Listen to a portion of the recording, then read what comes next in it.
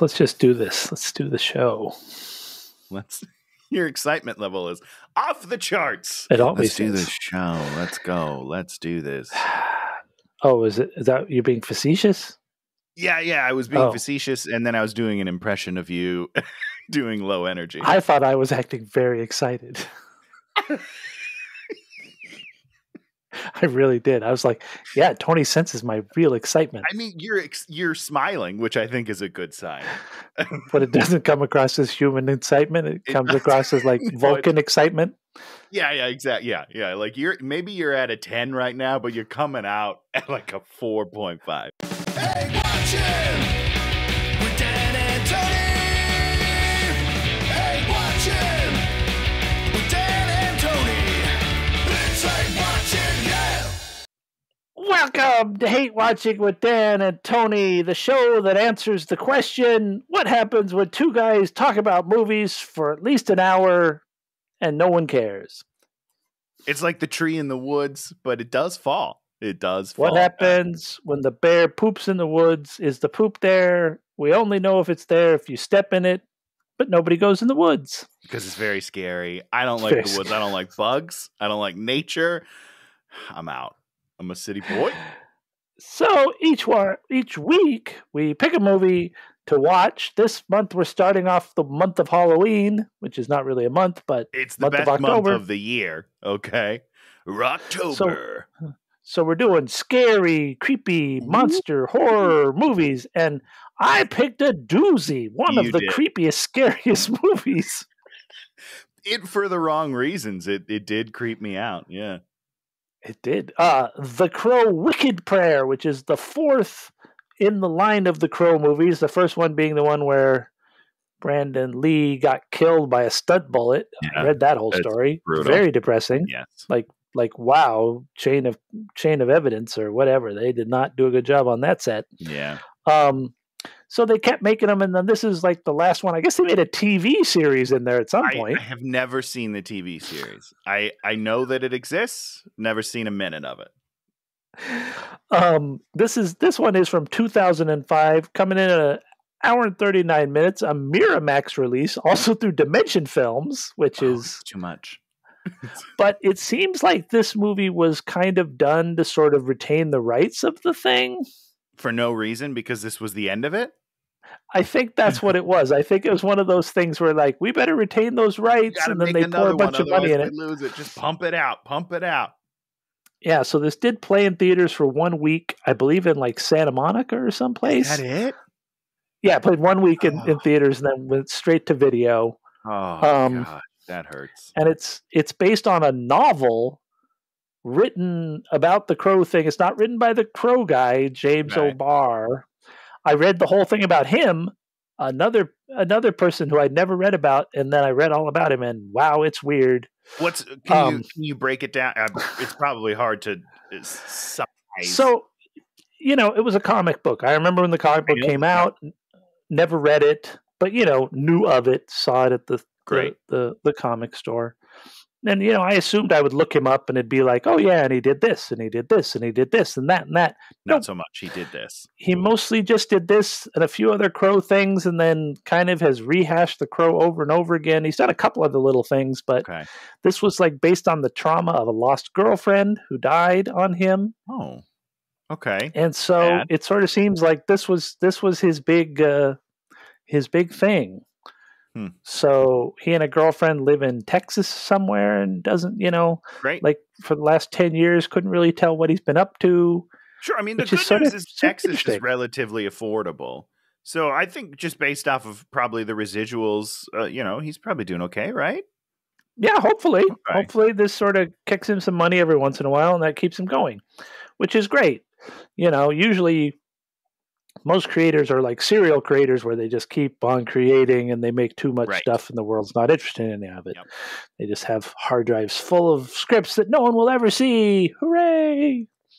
That's us. Welcome to the club. That's us. So this movie, maybe the cast thought this was a movie worth doing. I have no idea. Oh, so it's based on a novel. Mm-hmm. Like not a comic, a novel, like someone wrote a Crow story. Someone wrote a book, Crow, which is I don't even understand that, but great. what little I read about it makes it sounds much more interesting. Oh, okay. Like the girl seems like she's the actual evil person, the main evil person. Oh, okay. And there's like a shrunken head that like gives her commands and tells her how to do all the magic stuff. Great. As Not opposed just to weird eyes. Kissing a book and all this stuff. Makes no sense. I mean, this movie is bonkers. But here's the thing, Dan, is that if you look at each Crow movie, full disclosure, I've only seen the first one and then this one. I never saw 2 or 3. I probably never will. I don't know. Maybe I will. But the show goes on long enough. We'll see them all. The best cast a Crow movie has ever had. Sure. Okay. And they are the worst. They are so bad. Everyone in this movie is so bad. But they're all, well, not all, but a lot of them are great in other things. But for whatever reason, together, they really bring each other down. It's tough. This is absolutely not the worst movie we've ever done. Not even close. No, for sure. This is the most baffling movie we have ever done. Yes. You just sit there and you're like, I don't understand anything that's happening. I don't understand why it's happening. I don't understand who these characters are. I don't understand any of their motivations. I don't understand how they know anything, why they're doing anything. I don't understand. I don't know why anybody is in any location. I don't know what is happening in any of these locations. I don't understand this world at all, in any way, shape, or form. It's not a world. It's not our world. I'll tell you that right now. This is a different dimension for sure. Also, I mean, in just a general observation, the backstory of this movie is too much. There's too much connection that happened years before we even they all know each other in this movie. It's not just like random bad guys killed the girl and then he's on revenge. That's like the first movie and it's great. This is like they're buddies from growing up. They all know each other. They kind of have a love triangle, sort of.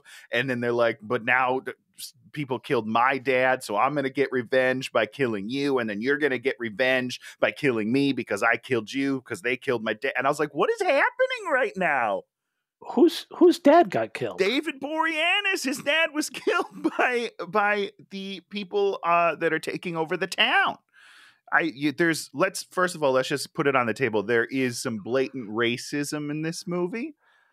And so David Boreanez is just trying to wipe out a group of people because one of them killed his dad. When did they show that or tell you that? Line, Dan. It's one line that they say it. I missed that. And then the guy at the church, I'm pretty sure is the guy that killed his dad. The priest, and so he's like, I'm gonna kill you because you killed my dad. It's so convoluted, Dan. I don't. My mind just melted. The movie sort of sets up right at the beginning that there's townspeople / miners. Yep, it's a mining town. And then there's the Native Americans, and the Native Americans are shutting down the toxic mine, which is probably the right move to build a casino. Yeah, great. Let's get some tourism in this city. Let's get some fucking commerce in here. I'm 100% on Team Casino. So David Boreanez's character gets broken out of prison by the girl. Oh boy, are we starting? Are we starting with the movie? Yeah, okay. We're starting. Let's just go. I'm ready. So we do titles, we do angel and devil stuff, and they're in Lake Havasu, which is Lake Havasu, but with an R, I guess. I didn't even put that together. That's funny. Oh, yeah. So the tribe is closing the mine to open a casino, natives versus miners. The miners are poisoned, and then we set up these 3 characters that are the most baffling. There's pestilence, famine, and war. But they seem to be killing the miners. Yeah, right? Listen, I don't understand what their motivations are at the top. Also, I don't understand why they're the 4 horsemen. Because they're not the 4 horsemen in like a supernatural sense. So they're just like nicknames. And they have the names on their cars, which they all drive around in their cars. like what? Why? What is happening? Who gave them? Are they self-proclaimed nicknames? Then I would assume. I don't know. And they're not even got following the rules of those characters. And like the one guy comes, like he's got like a truck, and in the back is like, I guess, chemical waste, and he pokes it with a thing and it pours all out all over him, which kills other people, but doesn't exactly kill him. I don't know. So you were like, initially I thought that they were going to be some sort of supernatural entities. Yes, because 100%. That's what they're telling you. They are the 4 horsemen, but they're not. They're not at all. But they're not. They're just sort of people that are pissed. And the whole other thing that's really confusing is the head of the Native Americans is Danny Trejo, who's pretty Latino as far as I can tell. Yeah, he is. So we're never quite sure, it's like Latino, and because we do all this sort of, maybe not racist stuff, but racial overtones, and you're just like, I don't understand. If it was like a bunch of white guy miners, would be like, okay, whites versus Indians, okay, but no, it just constantly is mixing together. Yeah, it's all very confusing. So horrible setup in the first 4 minutes of this movie, just awful. So, what's her name? Tara Reid is up, and she shoots like a chain, and Boreanez is free, and he kills a bunch of people, and then he like gets mad at a church or something. Yeah, they stood outside the. First of all, I just want to say in general, I don't know much about incarceration. I've never done it. It's on my list of things to do, but I haven't gotten the chance to do it. Are you allowed to wear whatever you want under your orange jumpsuit? Because he just peels off his jumpsuit and he's got like this snake skin, like sweet ass shirt. And I was like, who let him have that in jail? He should be wearing like a wife beater at best. Who says that's a sweet ass shirt? It's the most hideous, like bad death metal tank top, and I'm just like, every costuming choice that they put on David Boreanez, and we'll get to the final one, which is the most embarrassing thing on film, and he probably wants to kill himself. Because are you sure? Did he choose them? Because part of me, they're so banana shit crazy that I feel like they're his choices. I feel like he showed up to set and was like, I think I'm going to wear this today. And they're like, great, we don't care. We don't have a wardrobe department. Wear whatever you want, David. I don't care. And so he's like a satanic cult leader, supposedly. Apparently, but why? When? How? Because... These 4 horsemen just seem to be like beleaguered citizens of this town. Like one guy's dying from the poison, right? And like someone else had some trauma to him and they're like, let's get revenge. But then also he's like, and let's get the devil because I love Satan. Well, I don't understand what's happening. You're there with the rest of us. Oh, God, I love this movie. They pour lighter fluid on a priest and then don't light him on fire. Did they then shoot him? I don't really remember. I'm going to go with yes. I feel like they did. Yeah. I don't know. So now we jump over it and then we have some sexy time between Lola. Is that her name? Oh, I don't even remember anyone's name in this movie. Well, his name is Luke. I know that. Luke? And that doesn't sound right. Luc, that's David Boreanez's character. Great. His name is Luke. And then, Eddie Furlong's name is Jimmy Cuervo. Oh, what? Cuervo, which is Spanish for crow. Oh, great, because that's a little on the nose, but great job, research. Guys. Great. Is it sexy time, Dan? Do they have any chemistry on any level to you? No. Because just watching it made me feel uncomfortable.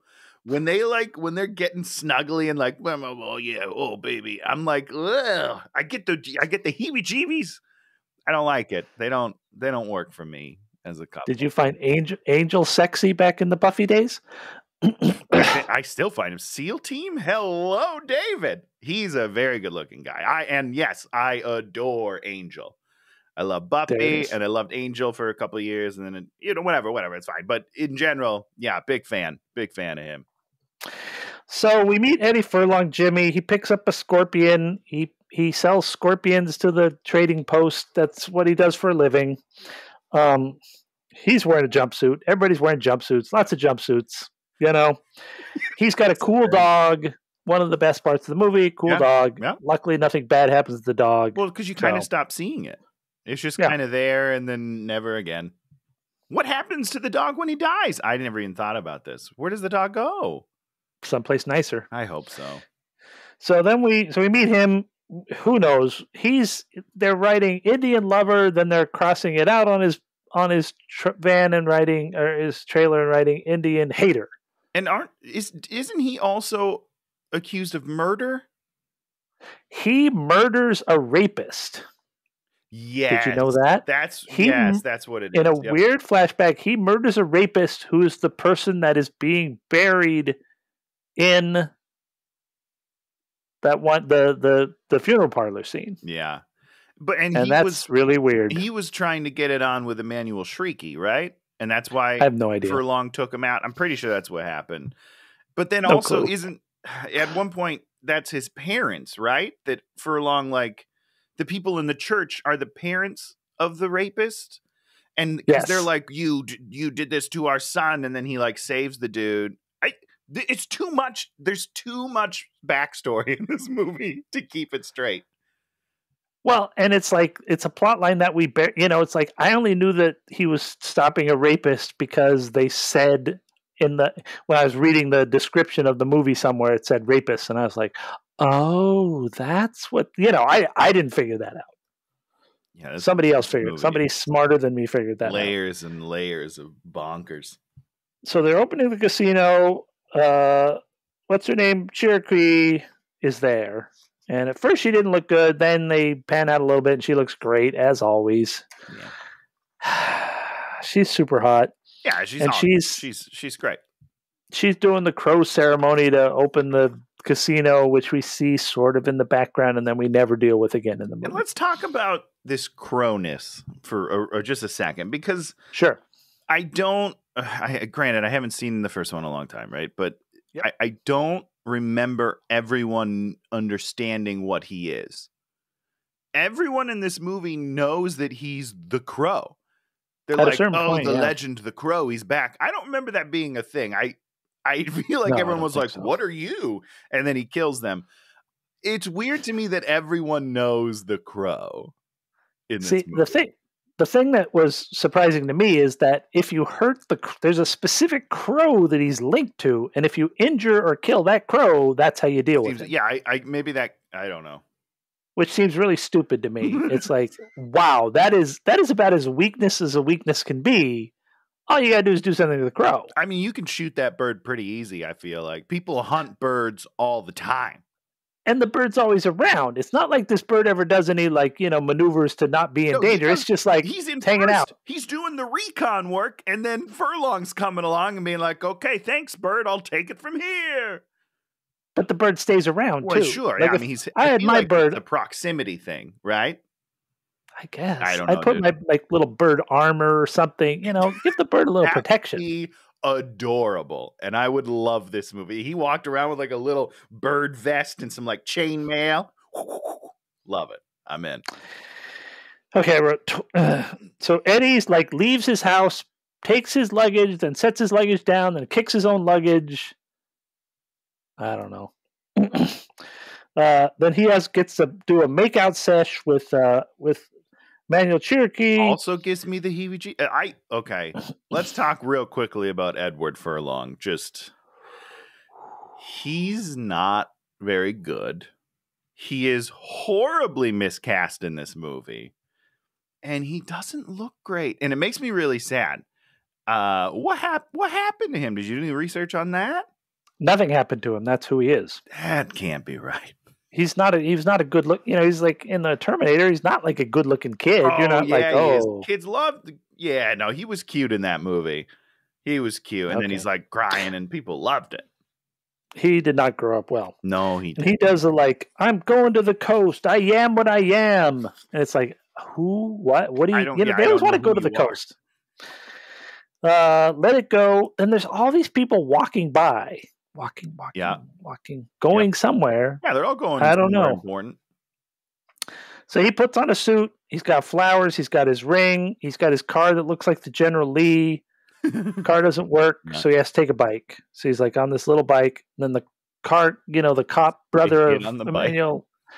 What? I said, and then he gets like hit on the bike or something, which is insane. The cop like brrr, and like forces him off the road, and you know, like, you're not marrying my sister. You're not good enough. You're from the wrong side of the road. And then like pretends to put a bullet into the gun and like pull the trigger. What an abuse of power. You can't do that. It's not allowed. It's not allowed. So he's on parole. We understand. We learn his name, Jimmy Cuervo, and then he makes a publicist joke. A joke about publicists. Oh yeah, I wrote that down because I was like, Edward, you should talk to your publicist, bro. Like that's a meta joke because it's not going so good. So he goes in there. There's all the bad guys. We proceed to hang both of them.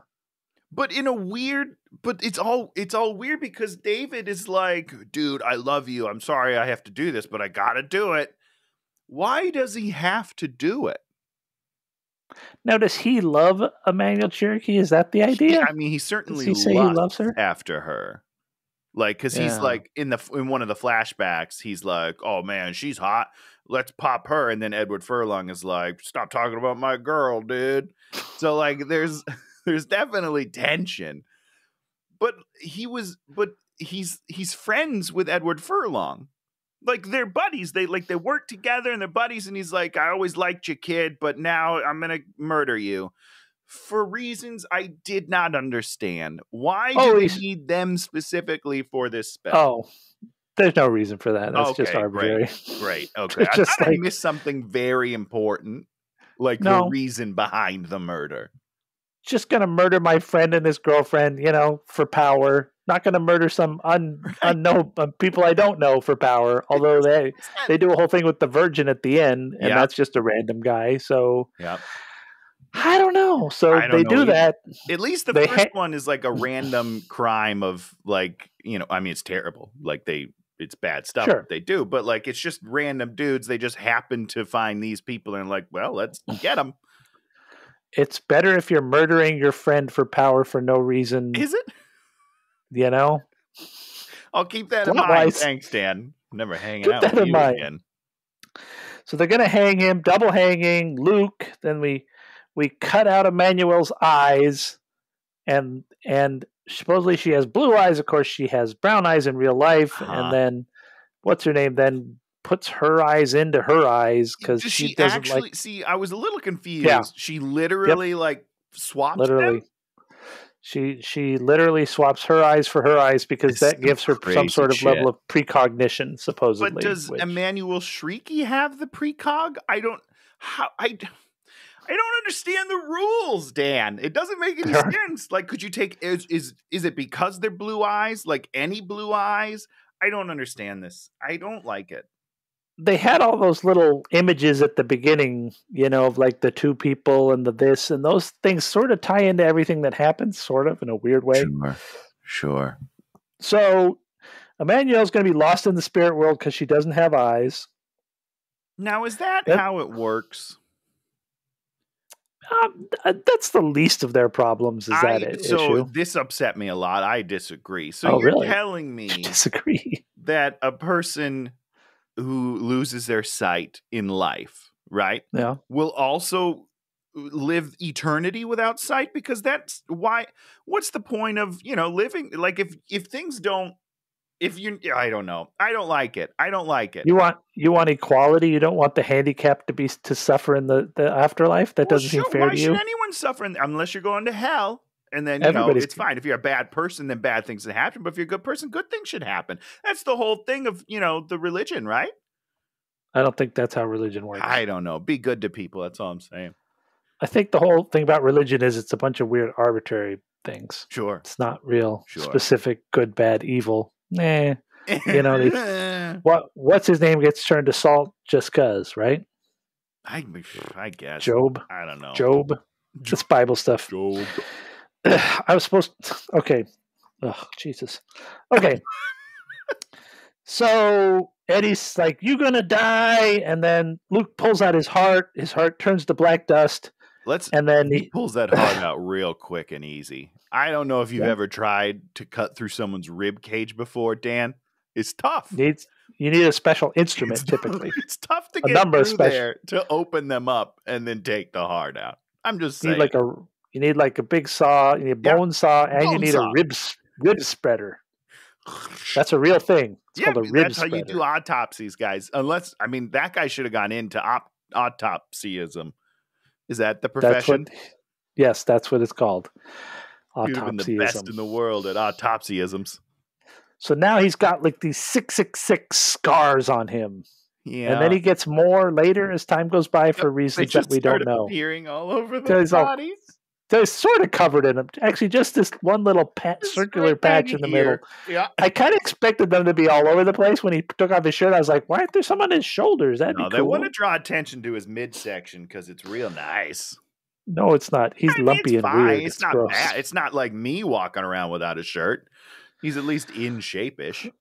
So two of the guys have to go and put him in a freezer at the dump and then push him into a burning river, burning lake. Now we're going to get to Tony's favorite part of the movie. Oh, we are? The food spread back at their satanic hangout, where we've got devil's food eggs. The deviled eggs, deviled food cake, and like deviled ham. It is hilarious, you guys. It's so funny. Every food there is the devil. If you didn't understand what they were doing, you do now. Like you're like, oh, you guys like the devil. I get it now. Everything makes sense. But whatever craft service made those deviled eggs did a great job. They look incredible. I'm so jealous that I didn't get to spend a day on set eating those. And the cake has a flame coming out of its center. There's just like a Bunsen burner in the cake flame. It's like the greatest thing of this stupid movie. Good stuff. And then they start doing the peyote dance party. Until they said, go get more peyote, I didn't understand what was happening. Did they take the drugs? Or was the food laced with peyote? Okay. I thought I missed them. All of a sudden, they're like dancing, and I was like, what the fuck is going on right now? Any question you might have during this movie is not going to be answered during this movie because this movie is just like, I don't understand anything. Okay, so what's his name comes back to life as the Crow. Yeah, he doesn't look good in the makeup. And he's angry about things, so he shoots himself for a reason we don't understand. But luckily, he defies the laws of physics, and it just goes straight through him without even moving his body. And I guess he burns up his own trailer, which blows up with like this, like there's a bomb in there. And then Tony, how does he apply the makeup? Doesn't he just draw it on? I don't know. How does he do it? With a Sharpie. He literally pulls out a Sharpie. He's just drawing. But how does the white, what is the white? We don't see that. He doesn't whiten himself up. We don't even know why he turns white. Maybe just with time he turns white. Maybe he's just dead. So then the body guy's there to pick up Emmanuel Cherokee, and he's eating a sandwich. Yeah. Did you notice that? No, for sure not. As he's like rolling the body out, and as he rolls the body out, which there's still a hand sticking out, he's eating a sandwich. It is the weirdest thing I've ever seen in a movie. All right, this guy's used to it, okay? He deals with this every day in this town. So yeah, now we get to, why did I write wedding chapel? It's not a wedding chapel, it's a burial thing, right? I feel like there's both in this movie. No, like the thing where they go and they terrorize the first group of people. That's like, it's like the priest and all that and his father and the 4766. Yeah. Yeah. I don't remember. So they get to this. All I guess it's a funeral. I wrote down wedding, but I don't know why I wrote that down. Okay. Moses is dead. Someone named Moses is dead, and there's a whole showdown, and they're terrorizing these 3 girls that are dressed like bugs. I don't remember this at all, Dan. Everything you're saying to me sounds like things that I don't remember. Let me look at my notes here. All right, this note is Jesus. Why did we give Tara Reid so many lines? This is still the deviled eggs. Okay. It's the next scene after that one. Oh my God, did he make deviled eggs? Why are there so many deviled eggs? I wrote a lot of notes about the deviled eggs. I got nothing.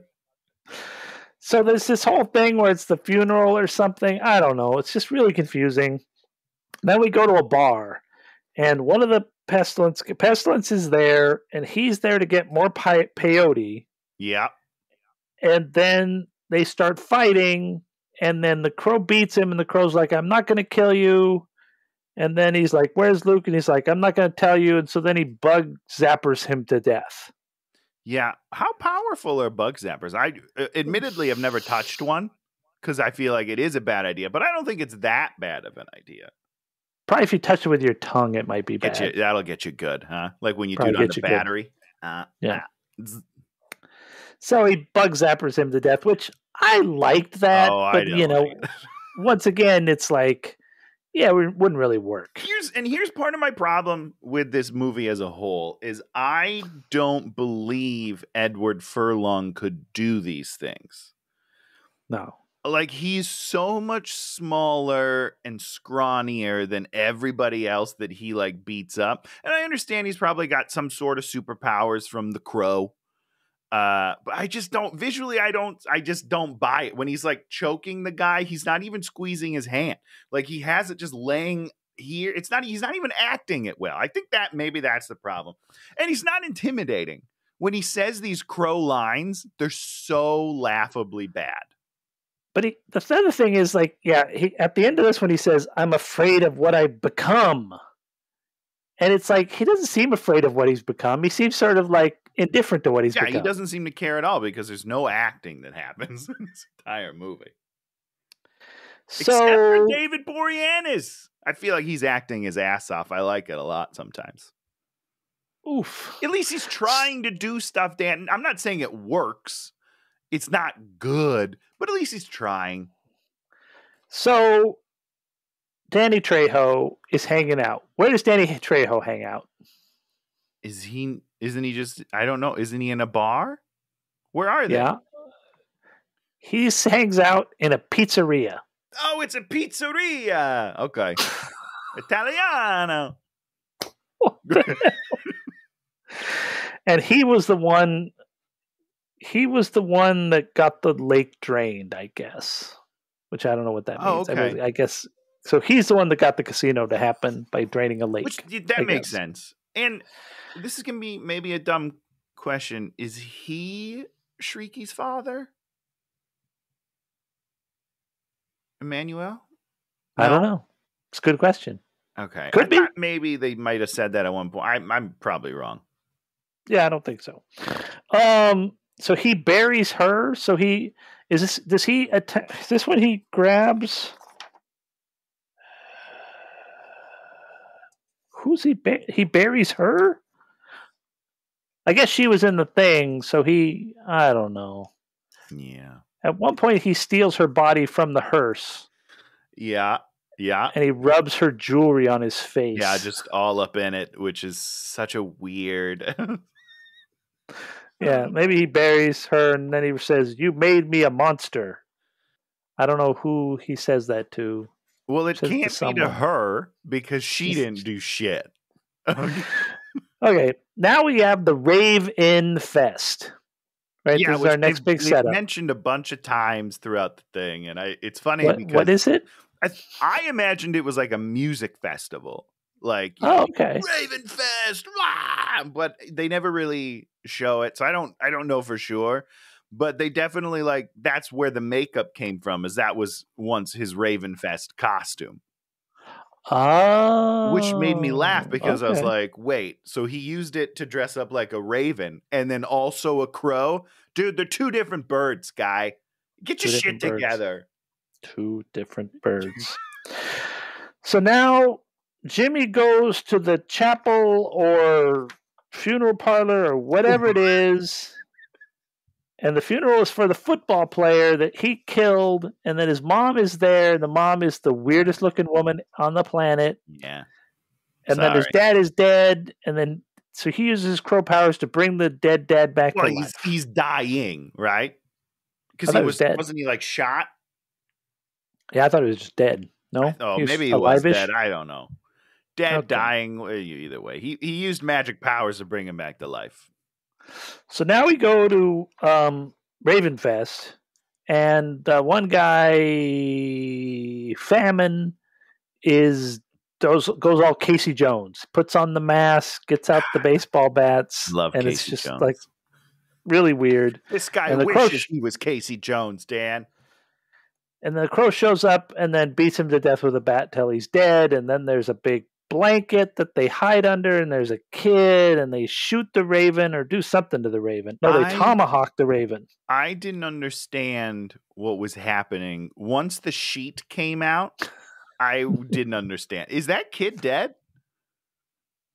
What happens to the kid? He never comes back out of the blanket, I don't think. No, we don't ever see the kid again. Like Edward Furlong comes out, grabs the kid, brings him into a blanket, and that kid is never seen again.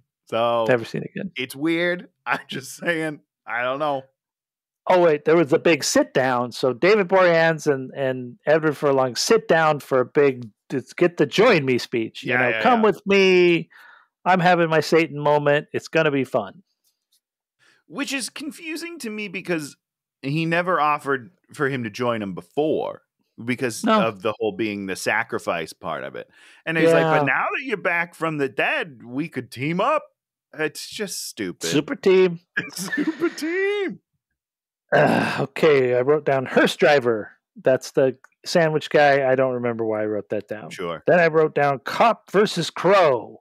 So her brother, the cop, is like, you killed her. You're the one. Because, of course, you're going to murder the woman you're in love with because that makes a lot of sense.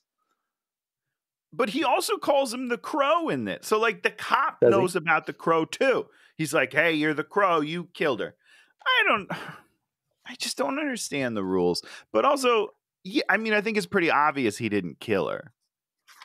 Trying to see if we missed a whole page of this movie. No, we didn't. We're on the last page of this movie. Here's why I'm confused why he would be like, hey, you killed her. Weren't they found dead I guess no, he was gone. You're right, because they took his body out. And he took the body back to where it still where they doesn't found make any sense. You think no, whatever. So the crow has been tomahawked, so he loses his power ish. Yeah, sort of. And he says, of course, when he's talking to the cop, he's like, I want to die. Okay, it doesn't make any sense. Because he didn't want to die before. And why would he want to die now before he gets his revenge, which is the only reason he's alive again? Yeah. It should be like, where do I need to find the people I want to do terrible things to? Like, I would lay me to rest after I go murder these people. Yep.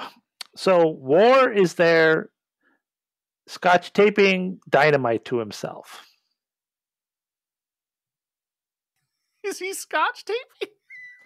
Actually, it looked like electrical tape, but, scotch tape's a funnier thing to say. And you're just like, okay, you're going to really have to explain to me what the function of taping dynamite to yourself is. Yeah, I don't have an answer. So he's doing it outside of this church where they're going to get married because I guess that's the next step in whatever's going on. Listen, if you're going to be the devil, you got to have a bride, right? The devil bride. I don't know.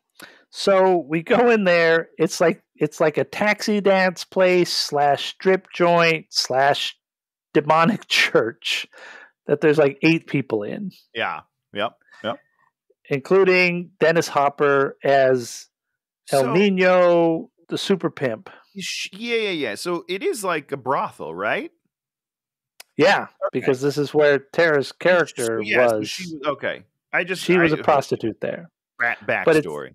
It seems more like it's a church/taxi dance place because all the guys are like dancing. They're dancing. And it seems like she was there against her will originally. From the flashback, it seemed like she wasn't into it, which is unfortunate.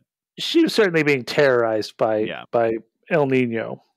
So well, let's talk about El Nino. Okay, let's talk about El Nino.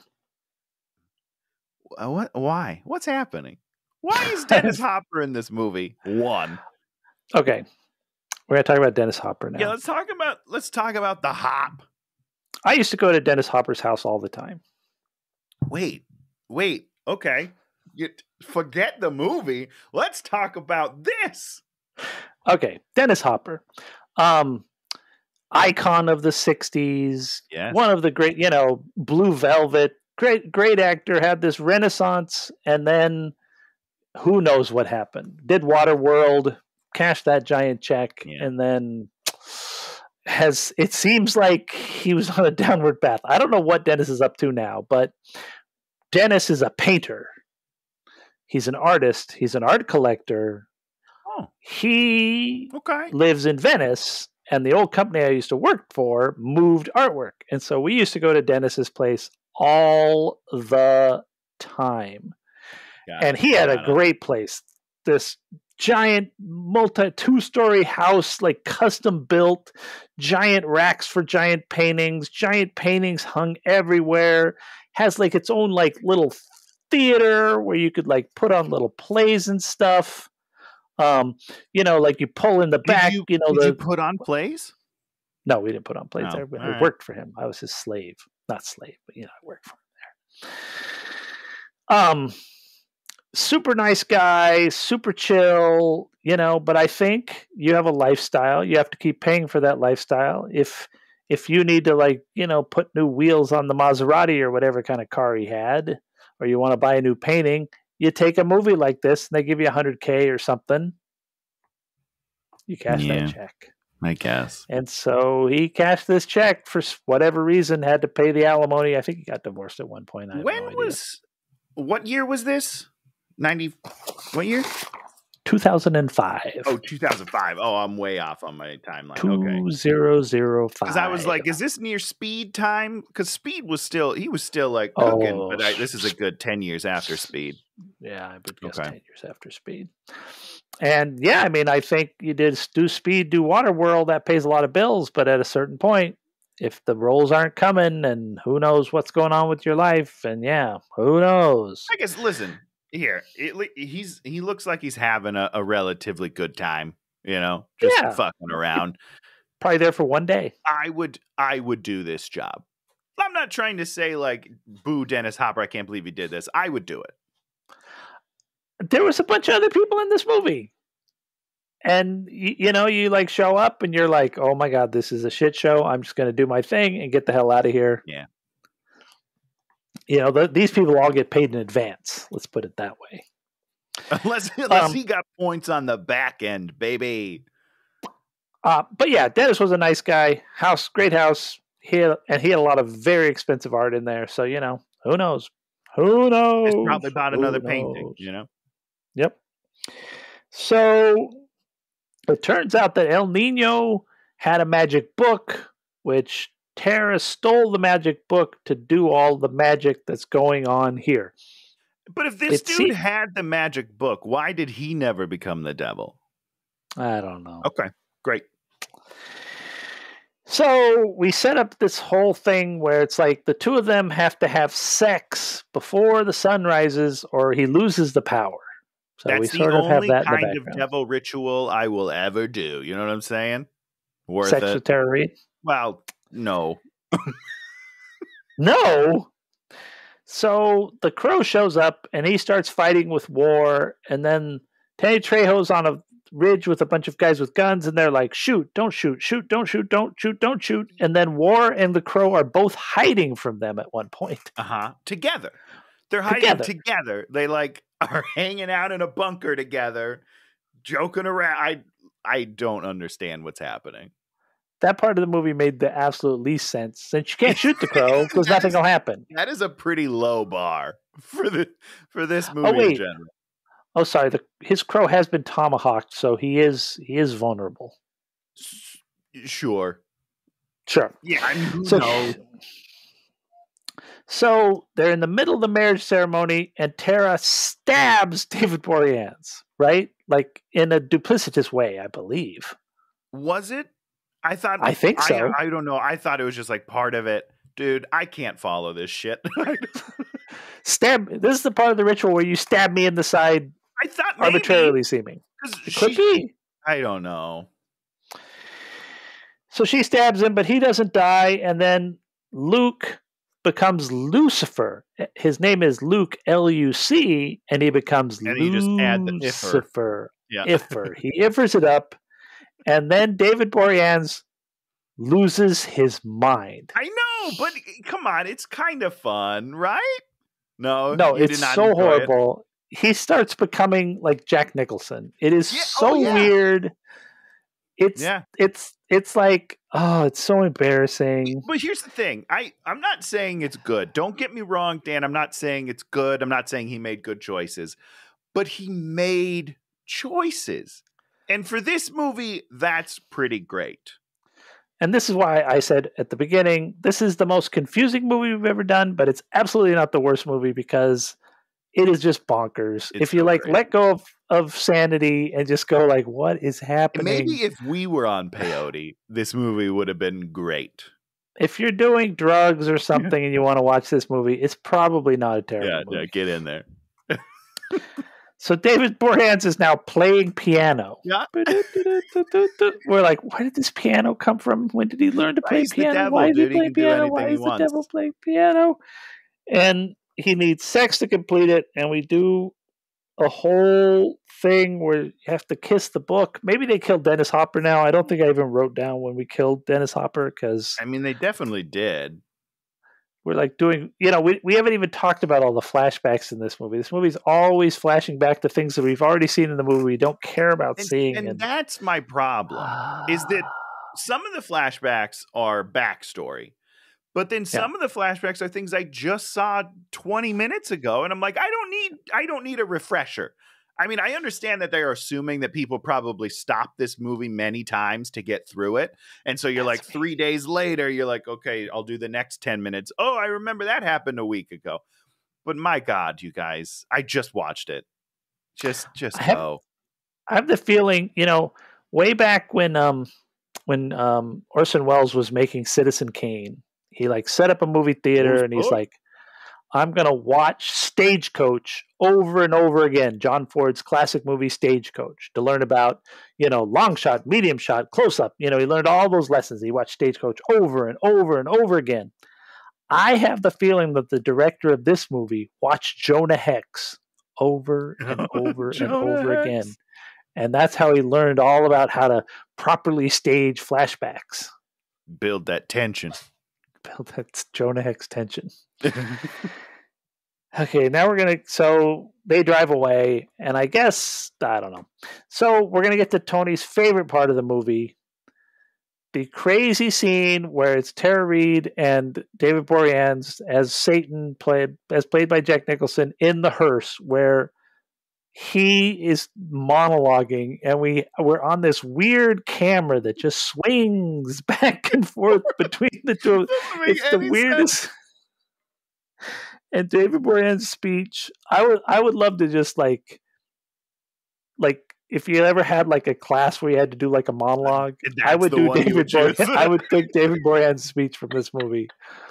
Because he just he's like, I don't want to just do this for 7 days. I want to do it for 7 millennia, and I'm going to do this, and I'm going to part the Red Sea, and I'm going to smoke a big cigarette, and then I'm going to eat cotton candy and go on the twirl wheel. It's just like, what is he? He just, it's like free association. It's like, David, we need you to talk for 10 minutes. Go. Do you think, I part of me believes that it's improvised? That it's literally just him trying to do a monologue based off of one central premise. And I don't think that he pulls it off very well, but he pulls off crazy. because he genuinely seems a little unhinged here. It's so weird. It's it is so great. Like this, I think this is the hardest I laughed in the whole movie, and I laughed a bunch. I won't lie to you. Like I had a good time watching this movie because it's so crazy. But I think this is where I laughed the hardest. I can imagine. It is the weird. I knew it was your favorite scene. I knew it. Listen, I knew it. As long as Boreanez is in it, I'm enjoying the scene. That's how I look at this movie. You know what I'm going to do? I'm going to record that thing and then I'm going to transcribe it because I just want to see what that speech. I want to save that speech because I'm not going to be able to find it written anywhere. I'm going to do that. No, you'll have to be the one that does it. Okay, now Danny Trejo's character does like a ritual to bring the crow back to life. Can we talk for a second about Danny Trejo's costume? We can. What is it? He is wearing these weird gray overalls. Oh yeah, with studs, and then they have feathers coming out in a circle. It is the weirdest, most embarrassing bondage gear I've ever seen. Hey, but listen, he's Danny Trejo. He can wear whatever he wants. I'm not going to tell him no. And this is where I'm going to say this. Danny Trejo is the only person in this movie who knows how to deliver lines in a movie like this. Correct. I mean, and he ends up making a career out of it. So good for him. For good reason. He's great. He knows how to weight his lines based on how terrible this movie is. 100%. Nobody else in this movie knows how to do that. And I wrote more Trejo somewhere in these notes because I think if you get Danny Trejo for your movie, please use him. He's too side character for this. I think he needs to be a little more involved. He didn't do anything. Yeah, that's what I'm saying. Like he needs to get in there, mix it up, and go full Trejo. Now we get to the sex scene. Did they do it? I thought they never got to it. They're in this. They go to this graveyard or whatever, this location of idols, and then they're like, "Okay, it's sexy time." She goes up against the idol. David Boreanez pulls down his pants, and we see his underwear. We see his floppy tighty whities. Tony, you do not think that was sexy. You think that was so embarrassing. It should have been. Why is it not? Well, wait a second. He's wearing the most embarrassing underwear. I am surprised there weren't holes or skid stains. If I ever knew I was going to see him, I would print that out and I'd take that picture and I'd have him sign it. And I'd be like, explain yourself, sir. Explain yourself, sir. Right now. And here's where I get a little confused on it. Because like I said earlier, the first time we see him, he's wearing that very sexy, like, sparkly snakeskin tank top, right? You're telling me a guy that wears a shirt like that is wearing gross tighty whities? There's no way. This guy's got maybe like some sort of silky, like real nice, probably curves right around his buttocks. That's all I'm saying. He should, when he drops those pants, I should be like, look at that butt. That guy works out. But no, it's like weird, trashy. It's just so weird. This movie is so weird. It's like you got a pair, not that I wear boxers, but sometimes my boxers get so thin they just start to fall apart because 100%. I don't, I'm so lazy about buying new underwear. Yeah. His underwear, more embarrassing than my boxers falling apart. More embarrassing. And he knows that this is going to go on a movie screen. Does he? Like, what the hell, man? Does he know that? Does he? He knows that? Someone's going to see this? For 1 His week. Underwear. Oh, so embarrassing. Yeah, it's not great. So the sun comes up. They throw him on a thing. And they cut his throat. Right, because he stops. Like, he stops mid, like, right before the coitus happens. He's like, oh, wait, you know what? I'm going to go beat this guy up real quick instead. And she's like, wait, come back. It won't be finished. Who would have thought Tara Reid would be the voice of reason? And then she prays to God, God be God. Then her eyes fall out, and so she just sort of randomly puts on sunglasses. Yeah. And then what's his name goes to this tree where she's buried, and they live happily ever after. Is that what you think happens? I have no idea. I have a question. Is he an angel? Because they say it a bunch, or not He a is bunch, an but angel. several times. So the crow is an angel of God. Yep. Does that come up in the first one? I don't remember that being the case. Interesting. Don't care. I'm gonna have to go back. What I read something about that. The same thing happens in the first one. The crow gets injured and he loses his powers. Yeah, no. Now that you're saying that, that does sound right. Yeah, because it's all about the crow. The crow like carries the soul to the other side or some shit. Yeah, I just think it's an interesting weakness. You know, I didn't know that he had a weakness. I just thought he was an avenging spirit. He just did his avenging. Once the avenging is done, then he takes off. But he has a weakness. So, But yeah, this movie is weird. It's super weird. And there's this one point, I don't remember when this happened, so I didn't bring it up throughout because I don't know. But at one point, someone asks Furlong, and they're like, why a man like you? And then he's like, why not? And I was like, this doesn't feel right. Like, I want more of a reason, I think, right? I don't know. Maybe talk about their love being bigger than life and death. Yeah. There's a lot of things you could say. Right. Maybe the trauma of my death was so my death was so traumatic, you know. God had to strike back at Satan somehow. Yeah, maybe. But no. It's just like, nah, I mean, who gives a shit? And that's how I felt watching the movie. I was like, why am I doing this? What is the point of this? And I think that's a key thing about movies is, God, what was I watching? I was watching something else. Oh, I was watching that new stupid Kate movie on Netflix. She's an assassin, and she's in Japan. It's the girl from Scott Pilgrim. What's her name? Mary Elizabeth Winstead? Is that her name? Yeah, sure. So it's a new assassin movie. You know, she plays this high-powered assassin. I'm going to spoil the entire movie right now. So if you don't want that entire movie spoiled, do you care, Tony? No, I don't care. Nope.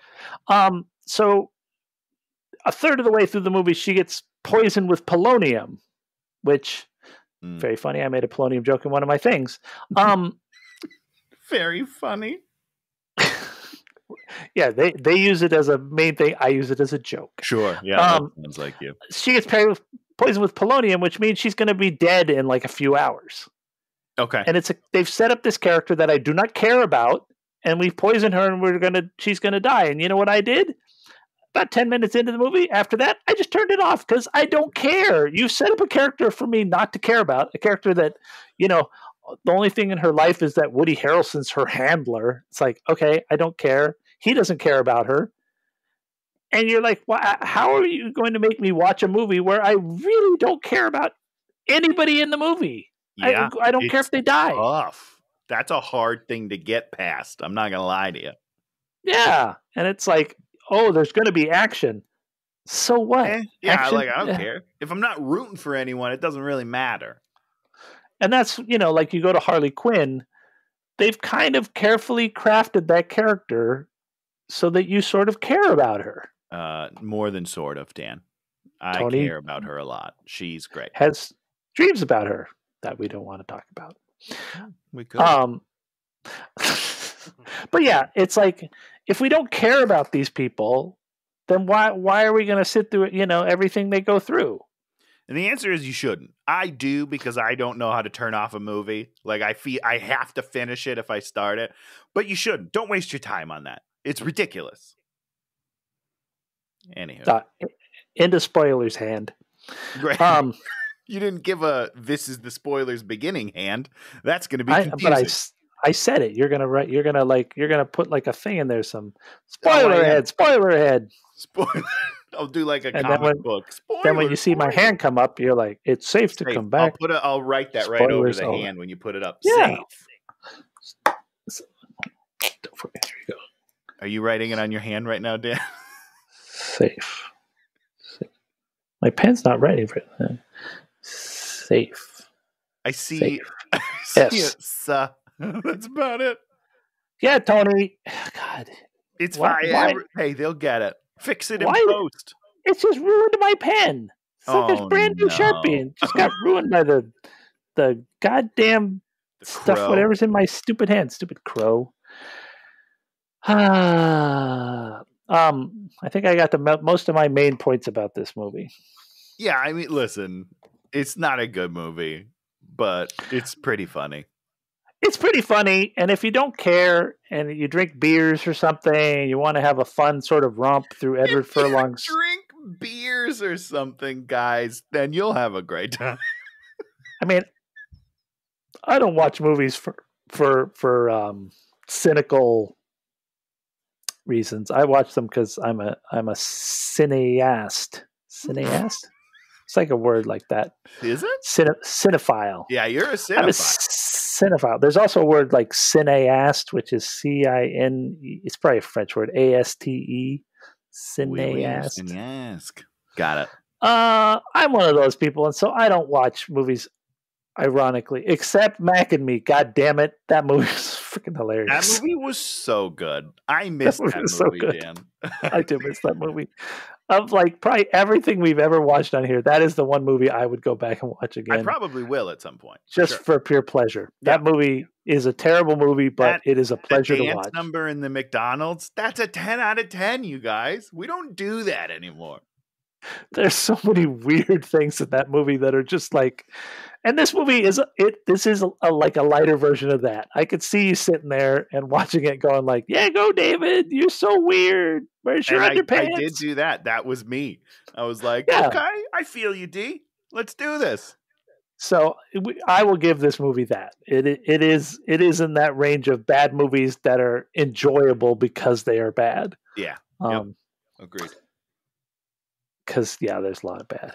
Any other final thoughts about this very weird movie? I don't think so. I don't think so. I don't know. It doesn't inspire me to watch the first 3, which is what I was kind of hoping it would do. But it doesn't. It doesn't. Okay, now we're going to go on to Thing Pick of the Week. Tony, give us your one pick of the week or the 7 things that you're going to pick of the week. So, Dan, including I'm actually I got new tires on my car. You want to see a picture of them? Oh, good pick of the week, Tony. If I got new tires, you would see a picture. All right, because that is adulting. Here's the thing, Dan. I'm really flipping the script this week, and I have something that I hated that I need to talk about real quick. Oh, some bonus hate. Bonus hate round. Bonus hate round. Bonus hate round. You can have bonus hate round. That's fine. So here's the thing. Last night, on our anniversary, we've been very excited about this movie for a long time. By the way, guys, 5-year married, 15 years together. Thanks. Dear Evan Hansen? No, I have not watched that yet, but that is on the list. I watched the trailer and I got emotional, so I'm like, you fuckers. I think it's going to be good. I don't know. He does look like 50. I'm absolutely not going to watch that movie because everybody gets confused about a situation, and then he has to like tell the parents of this thing that he misconstrued as has been basically lying to. So this like guy who's like not an asshole, but he's like total loser. Mm-hmm. Is then going to become a bigger loser. You're like, oh man, he got his one. I like it when the loser gets their shot at redemption, and then they don't have to go through the dark. I don't like the darkness. I don't like going there. Then you're going to love the movie I'm about to talk about and tear apart, because it is the gender swapped remake. Oh, you're angry about She's All That. It is He's All That, and She's All That's one of the greatest movies ever, right? It is in my top 5 favorite movies of all time. Which one is that? Which one is that? That's Freddie Prinze Jr., Rachel Lee Cook. Was that right? Oh, she's so hot. She's great. She's also even at the beginning. That helps. In the beginning, she's so smoking hot. Listen, and he's just even more smoking hot at the end. Freddie Prinze Jr., little worm, whatever. Like, she's going to marry me. She wasn't ugly enough in the beginning. Listen, we can talk about the flaws of the first one. It doesn't make it a bad movie. It rises above those things, and that's what's great about it. Is like, it's cheesy, it's stupid, but it's still phenomenal. And this movie is so aggressively mediocre, it killed me. I almost lost my shit watching this movie. I don't know what happened, Dan, in our world where we stopped caring about quality. It is every single fucking person in this movie is mediocre at best. like their acting is so plain and boring and dull and unemotional. They're all fucking garbage, except for the two people from the original, which is Rachel Lee, and then spoiler alert, guys, Matthew Lillard has a cameo in it. And his 2 minutes on screen are fucking magnetic, and it just makes you look at the rest of this cast. And it's like, where are we going as a universe? They gave this movie to a young lady named Addison Rae. She has 84 million subscribers on TikTok. 84 million. I didn't even know there was that many phones in the world. Okay. She's apparently the third most followed person on TikTok. Great. I love it. Fantastic. Congratulations. I have no problem with social media stars. I think it's awesome. It's a thing. People love it. That's great. She can't fucking act to save her life. She's so bad in this movie. And guess what, Dan? They gave her a multi-picture deal after seeing this movie. Netflix saw this movie and was like, you know what? Let's give you some more because mediocrity deserves applause. I'm done. Rant over. That movie was so mediocre. I almost killed myself. And it's not that the problem is it's not bad. It's not like a terrible movie, but it's so bland. It basically takes the original and just pisses all over it. I'm so disappointed. Is she hot? Yeah, she's attractive. Yeah, for sure. No, I didn't say that. Is she hot? Yeah. Yeah, I think she's got a kind of a weird face for me, to be honest. She's not hot, though. But, well. Rachel Lee Cook was hot in that movie. No, okay, so she's not. Nobody. We rewatched She's All That as soon as we wrapped He's All That, because we're like, I can't handle my life right now. We got to go back. There's nobody in this movie that is attractive as any of the people in the first one. The first one is filled with beautiful people who can fucking act. They can do both. Rachel, Freddie, Matthew, Dule Hill, Paul Walker, they're all fucking great and they're beautiful. Oh, one scene, Paul Walker's got a shirt off in the locker room and it's just like, oh my God, what a specimen. Anyhow. So when he's all that, when he takes off his shirt, you're not like, line me up. The thing is, he's got a solid body. Like he's got abs. He's very fit. He's very trim, and he's cute. You know what I mean? Like he's cute. He's not like Bieber cute. It's like yeah. He's like, oh, that guy's like a cute guy. But like, you don't look at him and are like, I need to ravish him. Like you look at Freddie Prinze Jr. Maybe that's just me. I don't know, but he's just not that Tony, I'm going to tell you something. When I see Freddie Prinze Jr., I do not want to ravish him. No, I don't believe you. I think you're hiding it from yourself, Dan. Okay, it's that deep shame. Yeah, he's missing that. There's people in Hollywood where they're just like they're beefcake. They have that raw sexuality. It's not in this movie. What's his name? The dude from Bridgerton. That dude. Rajan Juver. I don't like that guy. I think he's overrated. Beautiful. Again, but you're right. Like, he's beautiful. Gorgeous. He's smoking hot. I just didn't find him as charming as everybody else did.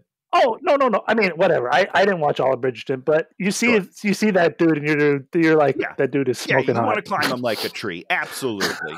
Beautiful. Okay, that's what I'm saying. I'm saying those people are out there. They are. They're not in this movie. That's all. They're not in this movie. That's the point. Was the biggest disappointment of the last 5 years to me. Is there something you did like this week? Yeah, it's football season, baby. Football started. Thursday night football. Great game. Cowboys, Buccaneers. Ends in a field goal. Oh, great. Who won? We didn't watch it. The Bucs won with a field goal with less than a minute left. It was a great game. Dak is back, baby. He's looking fantastic after his surgery. Super excited. And then first Sunday of the year, I am thrilled. I don't hate Tom Brady anymore. It's weird, right? He did something for me that I always thought he was just a total asshole. He made fun of Trump. He was up there. He made fun of Trump he was, like it was like this dig, about losing. And it was at he was at the Biden thing, and he like made this dig, and I was like, okay, you made a dig at Trump. I have to. I'm on board. I mean, I'm never going to really like him as a player. I don't like how he plays. He's not fun to watch for me, but I used to really dislike him. What's so interesting, I agree with everything you just said. Like Patriots, Tom Brady, I'm fully out. Fuck you, Tom. I was on like the fuck you, Tom train. As soon as he went to the Bucs, I was like, okay, I'm on board. You seem cool. And Thursday during the game, it's the last drive. They have like 45 seconds to go down, march the field, score a touchdown. And you can very clearly see him getting a play call and then looking at the sidelines and going, no. And then he waves him off and goes to the huddle, calls his own play, and then they go down and they score. And I was like, there it is. Fucking Tom, man. But if he did that on Patriots, I'd be like, this guy can't even listen to his coach. He's such a douchebag. I don't know what it is. I don't know why it changed. Sometimes all it takes is one thing, and you change your mind about a person. Yeah. And you and I both changed our minds about Tom Brady, which is very funny. Oh, okay. Now I get my pick. My pick is the movie Love and Monsters. Love and Monsters. I remember. What? It sounds great. Those are two of my favorite things. It's post-apocalyptic world. The whole world, all the insects and creatures have become giant monsters that now rule the world, and humanity has gone underground. Do you remember the trailer? This is the Dylan O'Brien movie, right? It's like a dark-haired dude, kind of nerdy. Yeah. I want to see this so bad. Yes. I remember it came out and it was like $19.99, and I'm like, I'm not paying that. And now it's on Netflix or somewhere for free. All right, good. I was like, oh, I'll sit down and watch this. Loved it. Yes. Incredible. The dude is good. Yep. So he goes to the surface and then has to go try and find his old girlfriend from 7 years ago that he had that he split up with right at the beginning of the apocalypse. The monsters are great. There's like it's the movie's kind of by the numbers, but like every time we sort of do your what is it? What do they throw in Willow? The magic acorns. Yes, the acorns. The magic acorn moments were, in my opinion, perfect. They were, and it's just like the whole idea of these kind of movies is you set up a thing, and then you're supposed to make the audience forget about the thing until the protagonist remembers the thing and does it. Sure. They did all those things perfectly for me. And it just was really nice. Emotional notes were great. What's his name? Michael Rooker's in there with this other little girl who's freaking phenomenal. Okay. And she's going to be a huge star. Yeah, everybody's great. The girl that he goes to see is great. The plot twists are great, and you feel the tension. You're like, I'm invested with this character. I feel this character is going to die. Sure. I had a hard time watching the movie because I was worried about the character. I was I will not be happy when this character dies. Because it's a very dangerous world, and they, as opposed to something stupid like The Quiet Place, where you're like, you don't like The Quiet Place? Oh, I hate that movie. Oh, maybe we should do that. I love that movie. There's the nail is the most scary thing in that whole movie. Yeah, we've talked about how that nail is possibly the scariest thing in the whole movie. Cinema history. It's a nail. And that's foot. Yeah. I mean, it's more effective than when they do it in Home Alone. So, point for Quiet Place. Home Alone's pretty terrifying. All those traps are horrifying. Those guys so dead. Okay, Tony, now you get to pick. Send us further into Shocktober with another great horror movie like The Crow. Yes, we're going to a venerable classic from 2001. Ooh. And there's the reason why I'm picking it is because it is also starring David Boreanez, and I'm just feeling him. I'm feeling him right now. I'm really in my David zone. October star of the month, David Boreanez. I mean, are there more movies? I don't know if he was in 2 more movies. Seriously doubt it. Anyhow, this is This is a classic slasher movie, which I love. One of my favorite genres, slashers. Love it. Sure. And it's called Slashers. Valentine. You ever see this movie? Never heard of it. Oh, God, you are in for a treat. I haven't seen it in probably 20 years. I probably saw it when it came out, and that was about it. I'm pretty sure Denise Richards is in it as well. Ooh, I'm in. Yep, Denise Richards is in it. Sign me up. Katherine Heigl's apparently in it. I don't remember that at all. I will enjoy her being killed. I hope so. Yeah, I'm ready, dude. This is gonna be good. Yeah. Have we done a Denise Richards? I don't think we have. Well, she's usually in such great movies. But if we have that, we remember what our Katherine Heigl movie was. I don't. What was it? New Year's Eve, baby. Oh God, that's right. She was in a mediocre, an absolutely mediocre movie. She was literally the worst person in there. Yes, that is true. And there were a lot of Hector Elizondo was terrible in that movie. God, there were a lot of terrible people in that movie. You know who wasn't terrible? That was the Catwoman. Halle Berry? Michelle Pfeiffer. Right? Oh, Michelle Pfeiffer was great. That was Michelle Pfeiffer and High School Musical. I'm forgetting it. Oh, what's his? What? Not High School Musical. No, it was what's his name? It was Brendan Fraser. No, it was wasn't the '70s show guy? Topher Grace? The other guy. You mean Ashton Kutcher? No, that wasn't who she was with. Oh, it wasn't who she was with. The hot guy. I mean, actually, Ashton Kutcher also hot. Oh, Ashton Kutcher gets trapped with Efron. He gets trapped with Leah Michelle. Michelle. Yep. What about that Cinderella? Have you watched that yet? Yeah, we did. That I hated it. It was a tough. This is why I came so hot with He's All That, because I watched a couple things this week, and I was just let down with everything. Oh, yeah, they messed up. I mean, James Corbin, great in that movie. Like the three mice are the best part of that entire movie. Everyone else. Do you know who those other two mice are? You don't know who they are, do you? I don't. James Acaster and Ramesh Ranganathan. Are they your friends? British. They're both British comics who we've been watching everything they've done, and we've been huge James Acaster fans, the other white guy, for about a year and a half. They're very funny. I would have liked a whole movie with just them. Like, they're super entertaining. James Acaster is one of the funniest people on the planet. I love it. You'll have to tell me other things he's in so I can watch it. Did you watch Cinderella? I just watched the clip where the mice become men, and I was like, what the hell is James Acaster doing in this horrible movie? And the answer is trying to save it and sadly failing. Maybe we should have done these for the podcast. I don't know. They're so bad. No. Maybe I'll still make you watch He's All That at some point. Maybe for Valentine's month. Maybe. Oh, there you go. February. We can go back into there. All right. Anyhow. Well, this has been Hate Watching with Dan and Tony doing the Crow Wicked Prayer. Next up, Valentine, which I assume is a Valentine's Day murder movie. I think so. That's what we're assuming. So bring the hearts, bring the chocolates. If you like what you hear, keep listening. Tell a friend, tell enemy, tell the dog, because the dog's just... Oh, the other thing, Love and Monsters, one of the greatest dogs in movie history. Excellent. Goddamn, the dog in that movie, Academy Award. Oh my gosh. And he survives.